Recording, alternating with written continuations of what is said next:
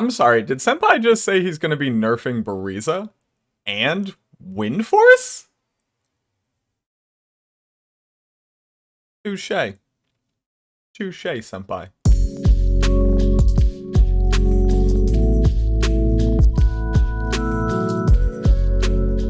What is up, everybody?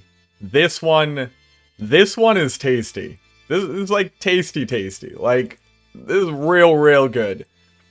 If you didn't see the live stream, Senpai Something just had the first sneak peek into the changes that we can be expecting for Season 3 of Project Diablo 2, which, if you're looking at this super dope GIF right here, it's going to be called Domination, with tentative dates around July 16th or the 23rd, so 1 week apart from one another, either one weekend or the other. So for Paladin, we have a lot of really good quality of life changes and also just some much needed changes to some skills that quite frankly just weren't able to be used. Namely, Vengeance. So Vengeance is now an AoE skill. That's right, we finally got Splash on Vengeance. Vengeance will be getting percentile damage increase on the skill and on any item-based elemental damage. So not auras, but if you're using something like a Baroness Star, a Gimmer Shred, a Tiamat's Rebuke for a shield, a Famine Rune Word, the elemental damage on that will increase according to a percentage on the base Vengeance skill. Vengeance will be getting a 1% elemental synergy from each one of the Holy Aura attacks, so Holy Freeze, Holy Lightning, Holy Fire, and then also from Conviction Aura. And then the damage that you deal will be increased by the flat ED if you're using something like Salvation. But again, the damage scale on the skill itself will not increase with the aura. It's just after that calculation, that damage will be increased. So it's the nuance is a little bit different. Really nice quality of life change for Holy Light, a skill which currently says single target heal one of your teammates. It now has a minor target assist, so you can cast in the area of one of your allies and they will receive the heal, and it can no longer target enemies at all. Before, if you were to misclick, hit an enemy, that was done, you wasted your frames, etc. Now that will heal an ally if it were in that area, and it's pretty small, but it is a quality of life change. I don't think that's significant enough to make Holy Light specifically useful in something like an 8-person team composition or in maps, but is a little bit more helpful if you're duoing with somebody, or if you're trying to do, 2-person Ubers or 2-person Diablo clones, something like that. Joust now also has an auto-aim function. So if you're just clicking near a monster, again with a small AoE around it or a small radius around it, you will joust to a legal target that you could have selected if you were to have clicked on that target itself. So that's super huge. On top of that, each hard point in the skill will give a cooldown reduction. On top of that, the speed bonus that you get from Joust is actually going to have its duration increased, which is really nice. Fist of Heavens will now have aim assist, which is huge. So this is more similar to how it was in vanilla. The AoE on it is really small.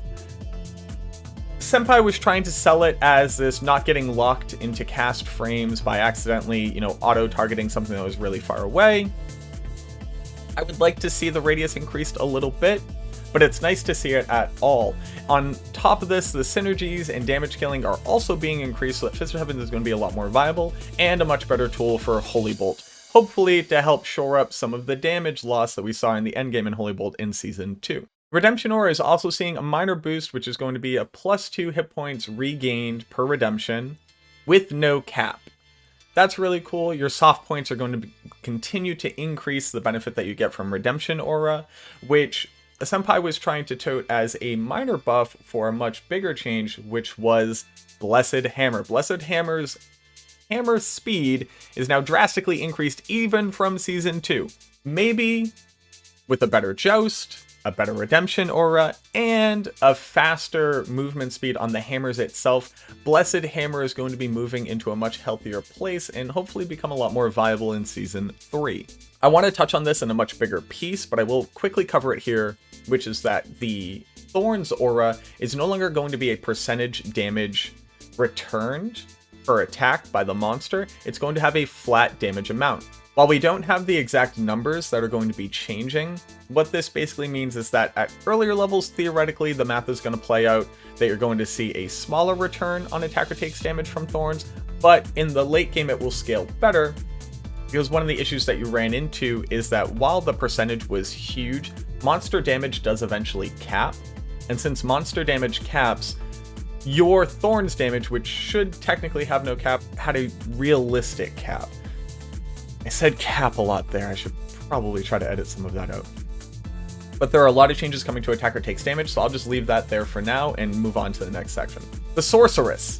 The Sorceress is seeing some pretty bananas changes. So the enchant skill itself now acts as an AoE buff.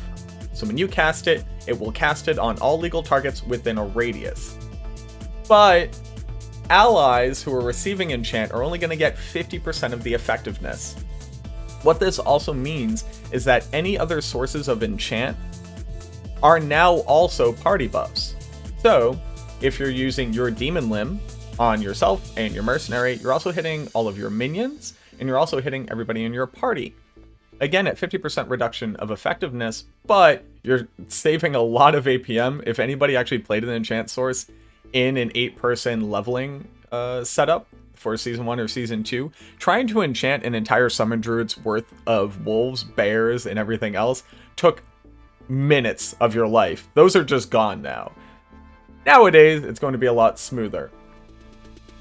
Something like an Obedience rune word on your mercenary on a summoner build, so a summoner necro or a summoner druid, means that you're getting that enchant fire across the board, which is really significant for these builds. It might help to increase that clear speed that summon builds tend to lack. Thunderstorm is seeing a massive overhaul. So Thunderstorm itself now synergizes with Nova and Charged Bolt, and Nova synergizes with Thunderstorm and Charged Bolt, meaning that a Thunderstorm Nova Charged Bolt build is absolutely in the future for Season 3. And on top of that, Thunderstorm itself casts a full Nova radius. So while it has an independent damage calculation from your regular Nova skill, it actually has a legitimate purpose rather than single targeting individual monsters. So if you're a full Nova build, you're effectively increasing how many Novas you're casting by somewhere around like 1.2 to 1.4 times as often, depending on how it actually looks in Season 3 and what the tick rate looks like. Just a minor, a quick sidebar that Senpai went into is that Frozen Orb will see a scaling change, meaning that early game Frozen Orb is going to see a reduction in damage, but late game Frozen Orb is going to see an increase in damage. I'm going to cover this here in Sorceress because it has theoretically the most applications. But they added FCR as an auto mod on stabs, and it scales with item quality. Normal stabs now have 10 FCR auto mod. Nightmare stabs now have 30% FCR auto mod, and elite bases now have 50% faster cast rate auto mod. That's before suffixes. So you can purchase a 20 FCR staff with Sorceress skills at level 1 from Akara before you walk into the den. Sure, why not? Why not? Absolutely broken. That's actually broken. That's bananas. Now, if you craft a staff and it's an elite base, it can have your 50% auto mod FCR. It can roll your caster FCR auto stat from the craft, and then roll Magus suffix for an additional 20% FCR. With a +1 all skills, with +2 to Sorceress skills, with 3 staff mods, and we'll get into staff mods because they done broke staff mods. Like, it's one thing at a time. This is an amazing change. Stabs really are outclassed, except for Mangsong. Stabs are outclassed 99% of the time for a one-hander shield combination. Now with these FCR auto mods and the staff mods that you can get, and the unique bases, which are going to have their FCR values change if they came with FCR because it needs to be a bit balanced. We don't know the exact numbers there. But they also made 2 changes, which I don't know if anybody saw this coming. But Infinity, the rune word, and Doom rune word can both be made in staves. And on top of that, Infinity now has base 35% FCR, and Doom now has base 25% FCR. So if you make Infinity in an elite staff, it will have base 85% faster cast rate.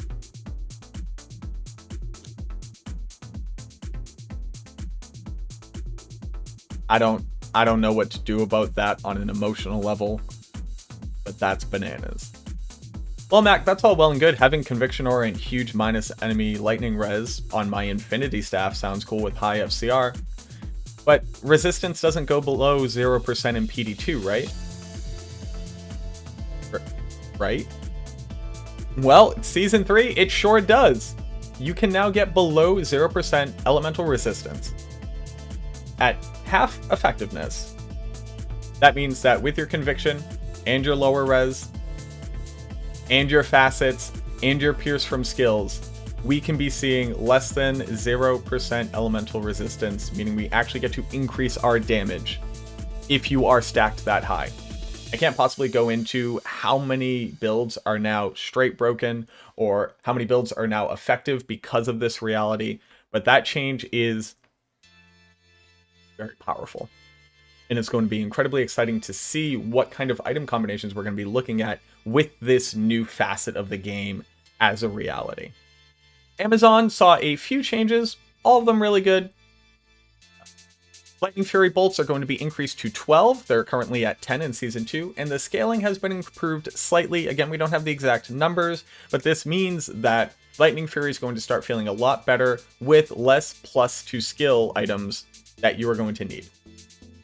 Poison Javelin travel speed has now been drastically increased. It's huge. The speed increase is really nice. Senpai did just throw in that Windforce and Bariza are going to have ED scaling reduction to some degree, that they're going to be cooled down a bit in comparison to other options. I don't really know what that means. I don't know why Bariza needs to get tooled down. Absolutely destroy Windforce. It's a garbage bow. Moving on. Look, I know you're going to yell at me in the comments, and I look forward to it. Windforce is garbage. Bariza forever. Barbarians are seeing a lot of changes, and I gotta say, I'm in love with all of them, honestly. Frenzy is now going to be a level 6 skill, whereas Double Swing is now going to be a level 1 skill. So they've swapped places. That means you're going to get the benefit of Double Swing a lot earlier, which is fantastic, but you're not going to see that movement speed increase until level 6. Berserk skill is now going to be using Double Swing attack animation in frames, meaning that it has a much lower cap on fastest possible attack speed from 9 frames down to 4. And then in addition to that, Berserk's physical damage pierce is also going to apply to its splash damage as opposed to just single target. Leap and Leap Attack are now both going to travel at maximum speed starting at level 1, meaning that their speeds no longer scale with hard points or soft points or anything else like that. This is a pretty massive upgrade. It means that Leap and Leap Attack are both much better utility skills and also more viable early on. In addition to that, Leap Attack's AoE has been increased slightly.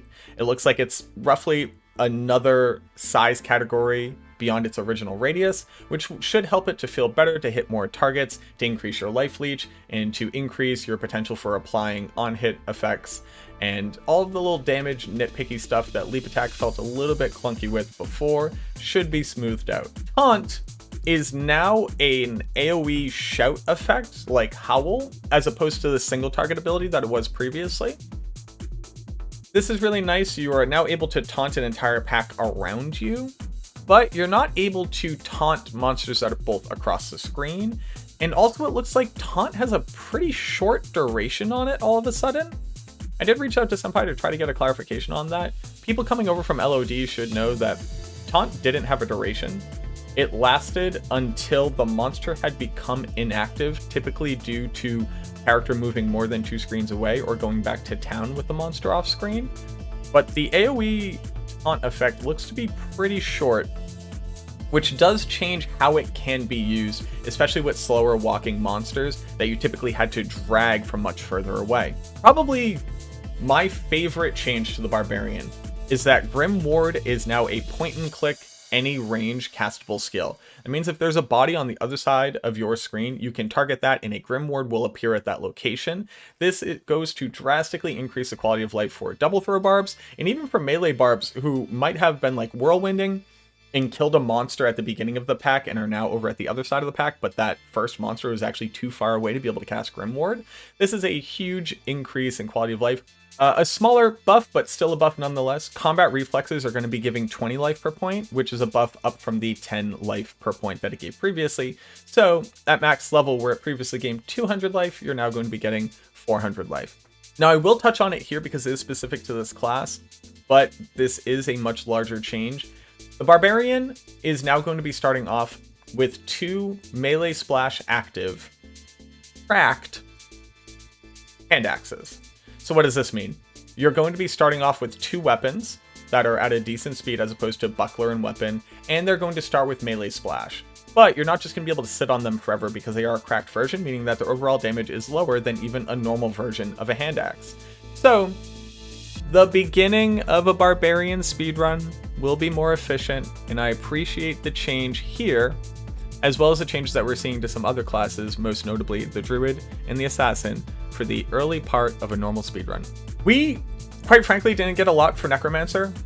There are some overworld changes that are going to drastically affect what is and is not available for the Necromancer, mostly from Staffmods, but I'll get into that later.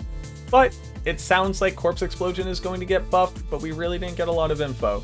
There just wasn't a lot shown in the, the Season 3 sneak peek, and Necromancer kind of didn't get a lot of love there. But I imagine that there are going to be some pretty drastic changes. Something like Dark Package just been too strong in Season 2, which is what we asked for, and we got it, and it's too strong, so I hope that gets nerfed. But Corpse Explosion could absolutely use some love, especially at lower level, and I'm hoping that at least that scaling goes up. For the Druid, Fireclaw is finally getting that AoE effect that we've always wanted, just not exactly how we expected it to work. Fireclaw just casts Firestorm now. That's it. It's now a Firestorm Claw. So when you hit something, you cast Firestorm. That means that you're casting Firestorm at your attack speed frames, which is pretty sick. So it's definitely not what Fireclaw was originally, and it's not what we got in PD2, but it's a pretty big change. This isn't quite Splash, right? This is directional Splash, and it's not even really Splash. It's an on-hit effect. Poison Creeper actually is seeing a buff. I don't know why. I didn't think that Poison Creeper needed to get buffed, but it's seeing a buff. Poison Creeper is now going to have minus enemy poison res debuff on hit. Twister is also going to be scaling better. The overall scale damage for Twister is just going to be higher, meaning that's going to be more in line with an effective thing that wasn't just worse damage tornado, but in a bigger area. It looks like it's going to be a lot more competitive. So you're going to be able to use that and swap into Tornado, Twister, depending, and not see as big of a damage reduction. Assassin comes through with some pretty awesome changes for a lot of the more interesting variants, most notably Martial Arts Assassin and Whirlwind Assassin. Tiger Strike is now going to require the use of 2 claws, but also does a dual wield attack animation and going to get charges per attack. Because of this, Tiger Strike now has a very interesting consideration, and you're going to have 2 legitimate melee attack weapon claws on to get its effectiveness. Let me explain. Your first Tiger Strike is going to do a dual animation attack, gaining you 2 charges. Your second use of Tiger Strike is going to expel 3 charges on your main hand, and then gain you a charge on your offhand. Your third Tiger Strike attack is going to gain you your second charge on your main hand, and then dispel your third charge on your offhand. So every 3 attacks with Tiger Strike is going to be alternating which weapon is going to get that massive ED boost from the skill itself. So you're not going to be able to just have a really good claw and then a bunch of stats on your offhand. You're going to have 2 good attack claws. To help with this, at least in the early game, the Assassin is also now going to be starting with 2 cracked Katars, as opposed to a regular Katar and a shield. She's going to have melee splash on each weapon, and this means that starting off, you could put a point into Tiger Strike and actually be using it without finding any items. But since they are cracked, the overall damage will be lower, so you will get your melee splash, but you're going to want to replace them as soon as you can. And oh, just real quick, and again, I'm going to cover this in more detail a little bit later. Assassin Claws, starting at item level 1, can now have staff mods. For people who didn't know, you basically couldn't get staff mods on an Assassin Claw until you started finding better, exceptional, and elite bases in Nightmare. You just could not get them on the vast majority of normal and exceptional bases for the Assassin. Now you can get class skills, i.e. staff mods, on claws. So, if you find yourself with 1,000 gold coming out of the Bloodmoor, and before you walk into the den, you could go buy 2 claws that each read +3 to Fire Blast, and have +6 to Fire Blast walking into the Den of Evil. That sounds real good. And it basically means that if you're doing the Assassin speedrun and you don't get that walking into the Den of Evil, you already need to reset. This is what I'm talking about. I like the changes, but we've made normal speedrunnings RNG paloozas. And this goes for a couple other classes too, which I'll cover. But still, that's sick. Being able to get staff mods on early claws means that crafting for claws is a lot cooler. Finding rare and imbuing claws is a lot cooler. Magic claws are a lot cooler. You're actually going to be picking them up now as opposed to leaving them on the ground until you find your first unique one coming out of Nightmare. So it's a great, great change. I'm excited to see that, and it overall means that the power scale for lower level assassins kind of just went through the roof, which is nice to see. So a really, really cool change is that for Blade Shield now has a much larger AoE for who it attempts to make attacks on around you. And the tick rate looks like it's something close to like 3 or 4 attacks per second, which seems a little bit too strong for me since it procs chance to cast on striking. This is an amazing change. It means for your Whirlwind Sin, casting Blade Shield is now going to be a pretty significant amount of your overall DPS moving forward, which is super cool to see. And while we didn't get any real info on it, Dead Sentry is getting a nerf, which I think we were all kind of expecting. I'm not exactly sure what it's going to look like, whether it's radius or initial damage from Dead Sentry itself, or if it's going to be more in line with what Corpse Explosion looks like, but some kind of nerf is coming down the alley for us. Something that I forgot for the Druid is that clubs are now a staff mod viable item for Druids. You were able to get affixes which added +1 to +2 Druid skills on magic crafted and rare clubs in general, so they always kind of had a class identity with Druid. Now they actually can have staff mods.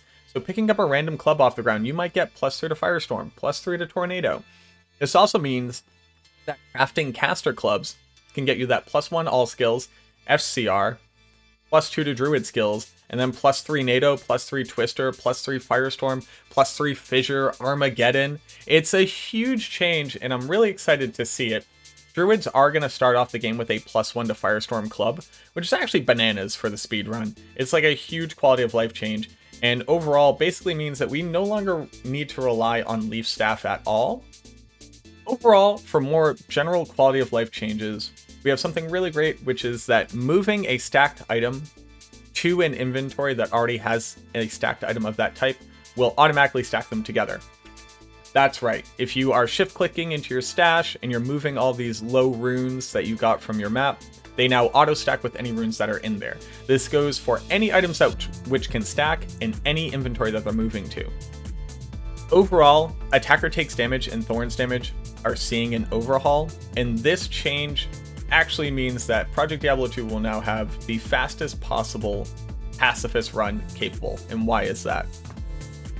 Pacifist was basically unrunnable in Project Diablo 2, mostly because in vanilla Diablo 2, your defense rating is not part of the calculation for a chance to be hit if you are running.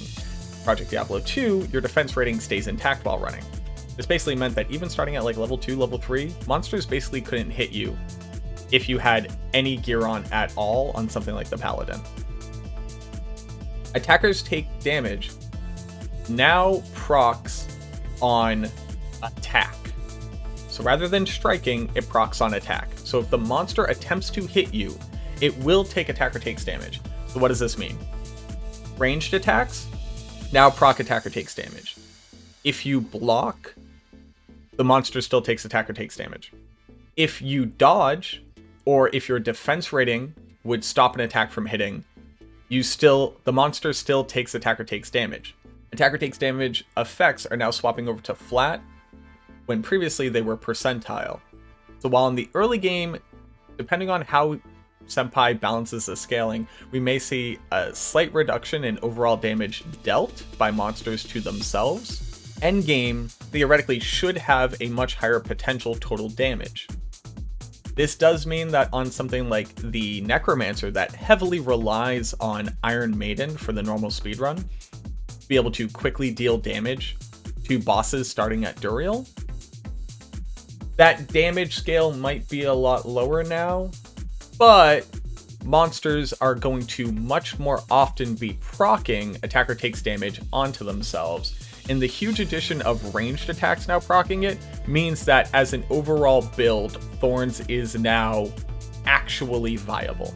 While I can't speak to PvP too much, it was a really nice change to see that knockback and slow from items no longer function in PvP.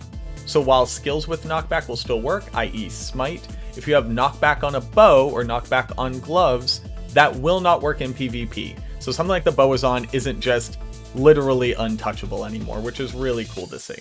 A really nice change is coming to maps and Project Diablo 2's longevity per season as a whole. Maps are going to see an overall reduction in at least half to the experience value gained on them and the inherent magic find on the map.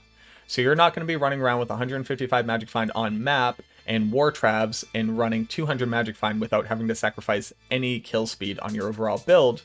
And now with experience gain being lowered, it means that quite literally getting to 99 won't only take 8 days. Shout out to Kano and his team for completing the level 99 grind in 8 days in Season 2. My hand still hasn't recovered from Season 1. I'm not salty. These are just saltless tears that I'm crying. No, but seriously, this change is a massively powerful and healthy change for the mod as a whole.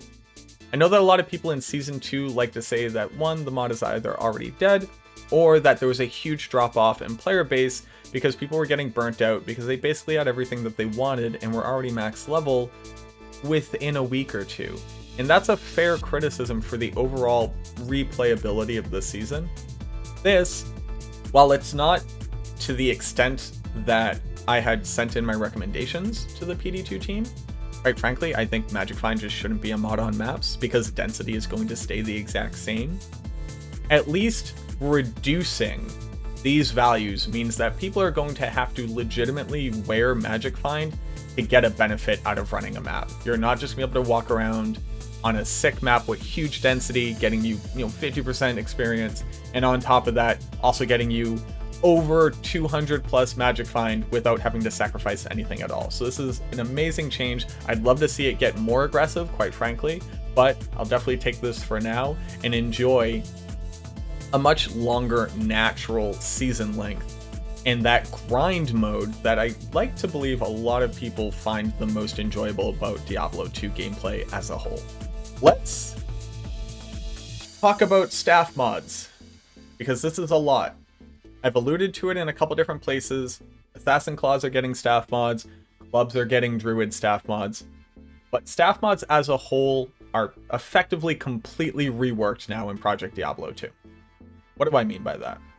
Well, one, they finally removed all of the staff mods for skills that no longer exist in Project Diablo 2. So you're not going to get Mace Mastery and General Mastery on a Primal Helm, right? But all staff mods and all skills, and I need to get some clarification on this, because it was kind of a throwaway comment that nobody in chat really questioned and we didn't get more information on. It sounds like all skills and all of the new skills from Project Diablo 2 are now available as staff mods on their relative item. Senpai said that you can get combat skills on Primal Helms. If you didn't know this, you couldn't get combat skills on Primal Helms before. But now, on a Barbarian helm, you could have +3 to Whirlwind, +3 to Double Throw, +3 to Leap Attack, +3 to Berserk, +3 to Concentrate, +3 to Double Swing, +3 to Frenzy. It's big, y'all. That's big, y'all. People have been crafting Primal Helms just to get +2 to Barbs and some Deadly Strike. What if that now gave you +3 to relevant combat skills, and in addition to that, +3 to your masteries, and +3 to a relevant shout that you were using? That's bananas. That's actually ridiculous. Now, what does that mean, though, for the rest of the items? Because he also went into the fact that Scepters, whereas previously you could get Holy Shield as a staff mod on a Scepter, that was because the game can't hit an infinite failure roll and eventually would pop out Holy Shield, even though it's not supposed to be available on Scepters. He said you can now just get it on Scepters and that all skills are in the pool. I'm not quite sure what that means. I don't know if Wands can now get Poison Dagger, but if we just take that as a base statement and you can now get any staff mod for any skill that is available, and I do think that Amazon items still won't get this because they get skill tree and overall class skill as their staff mod. This is wild. This means crafting somehow became stronger. But like, what do I mean by that? So let's say you craft a Paladin caster. It rolls +1 skills from the auto stat from the craft, +2 to Paladin skills. Then it rolls +3 to Holy Bolt, +3 to Holy Nova, +3 to Salvation Aura, and then you can slam it, and it rolls 20 FCR as an auto stat from the craft, and it rolls 20 FCR as a affix on the craft. You have a 40 FCR, +6 Holy Bolt, +6 Holy Nova that you can slam. That could also give you Holy Shield. What? +7 Holy Bolt, +7 Holy Nova, 40 FCR with Holy Shield? I don't even have to put points into it? I don't even have to put points into Salvation Aura? What? What? What do you mean? What does that mean?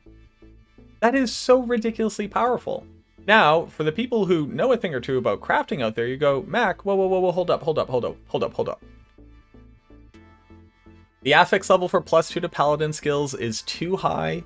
It requires an item level that's too high. You can't get Holy Bolt. You can't get a tier 1 skill and a tier 6 skill. This isn't real. You don't know what you're talking about, even though you've made like every single crafting guided video specifically for PD2 as well. Well, I did forget to mention something, and that's that staff mods are no longer capped to item level once the item level is high enough to spawn the staff mod. Let that sink in real quick. Once an item is high enough level to roll a staff mod, the staff mod is available in the pool. So, if you have a really low item level Scepter, you'll only be able to get level 1 and level 6 skills on it. But if you have an item level 99 Scepter, it can roll tier 1 skills, so level 1 skills, level 6 skills, level 12 skills, level 18, level 24, or level 30. Starting at item level 37, staff mods are now all available in the pool. So you can get Holy Bolt, and you can get Salvation Aura, and you can get Holy Shield. Or you could get Holy Bolt, and Holy Light, and Holy Nova. Or you can get Amp Damage, and Iron Maiden, and Decrepify. Or you can get Fire Blast, and Wake of Fire, and Death Sentry. Or you can get Fire Blast, and Molten Boulder, and Armageddon. Staff mods are no longer restricted per item level cap once you hit the minimum required level. So not only for magic items, and rare items, and crafted items is this huge and a massive change in the items that you could just go shop You can just imbue yourself, or you can just craft. But let's say you're only looking for level 30 skills. Let's say you only wanted Revive and Lower Resist and Poison Nova. The overall pool of staff mods is now larger. And while I don't have the percentages chance of each staff mod rolling, this does mean that rolling pure level 30 or higher staff mods on an item is just going to be harder. It's just going to occur less often because all staff mods are now in the pool.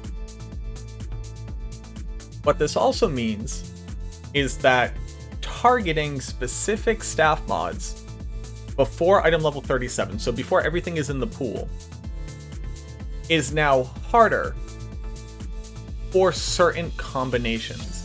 So if you were only looking for level 24 skills, before, at least level 1 skills wouldn't be in your pool anymore. But now they are. So crafting targeting of staff mods, while now having a much higher potential top end, does have a murkier and less consistent early and mid crafting tier time frame. It's hard to define this facet, but crafting overall is now less certain, but potentially much stronger. And the types of staff mods that you can get on items have more than doubled in total potential, especially for barbarians on primal helms. So I'm really excited to see what kind of helmets we're going to be looking at walking into Season 3. Because it's not just for crafting. You can now get +3 to war cries, and then +3 to whirlwind, +3 to battle orders, +3 to iron skin as a primal helmet. And then slam it, and then socket it. Like +6 skill helmets for combat skills is a ridiculous change to Diablo 2. I'm not sure that people necessarily were catching on to that in chat, just how strong of a change this is.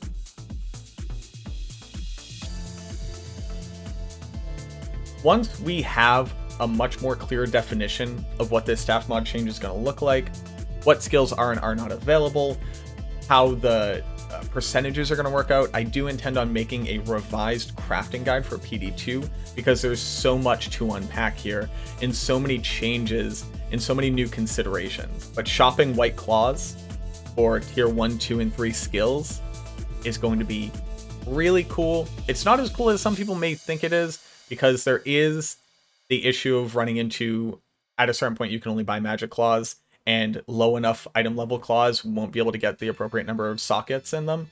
But it's now much cooler, and there's a lot more available from overall items. Just items on the ground are now just strictly more valuable and worth more gold. Also important for the speedrun. I need to do a whole speedrun thing for this, actually. I think there's too many things to cover while trying to do this review. But speedrunning is now more interesting and more RNG dependent. I'll leave it at that. There were a couple other things that we didn't really get enough information that I felt like it was really important to really bring up. Large charms are going to be better. I don't really know what that means. Some of the best items in the game are large charms, but I think overall they're potentially going to be more competitive, which would be really cool to see. There's some ideas about Enigma buffing, but we didn't really get a lot of information on that. Overall, I think we've probably seen like half of what the total consideration for Season 3 is. But again, look out, July 16th or 23rd. It's not set in stone, but that's what they're aiming for. So we have, but depending, we have about 1 more month to go before we get into Season 3. So 2 weeks before the tentative date, we should be getting into the beta. If you were somebody who reached level 99 in Season 2, Senpai will release a notification when you can actually whisper him to get your beta access. So look forward to that. That's typically about a week, and then we have a little bit of downtime where they do some more tweaking, then we get the final release notes, and then we'll be moving into Season 3. So I hope you're all excited for it. I hope that these changes are what we're looking for. I know that I'm really excited about the vast majority of them. Overall, I think the health of PD2 is going to be so much better in Season 3, which is fantastic. It's a wonderful mod. I love playing it, and seeing the quick burnout in Season 2 was a little upsetting. I was having a lot of fun with it, but I get that a lot of people were a little bit frustrated. but we are moving into a position and in a direction where I feel like that's not going to be a problem, and that's probably the biggest change for me that I'm the most excited for. I hope that you found this informational. I hope that you got a lot out of this. I know it can be difficult to try to watch through the entire stream if you don't see it live, if you're not there in chat. So I hope I captured anything. If you think I missed anything really important, please let me know down in the comments. I would love to hear what your opinions are about Season 3, what changes you liked in Season 2, and what you're hoping to see as changes. Just let me know down in the comments. And again, thank you so much for watching. I appreciate you, and I'll see you in the next video.